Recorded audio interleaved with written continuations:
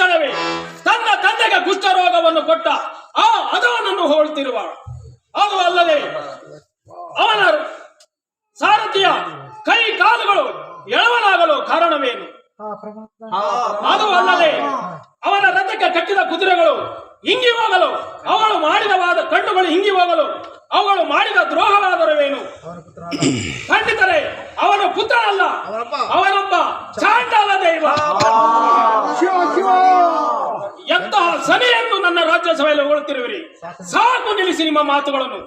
ಖಂಡಿತರೆ ನಿಂತಲ್ಲೇ ಆ ಸನೆಯನ್ನು ತೋರಿಸಿದರೆ ಸರಿ, ಇಲ್ಲವಾದರೆ ನಿಮ್ಮನ್ನು ಸೂಲಕ್ಕೆ ಆರಿಸುವೆನು.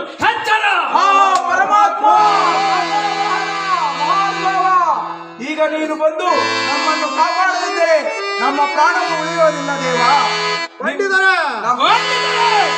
ನಿಮ್ಮ ದರ್ಶನವನ್ನು ಇಟ್ಟು ನಮ್ಮನ್ನು ಕಾಪಾಡು.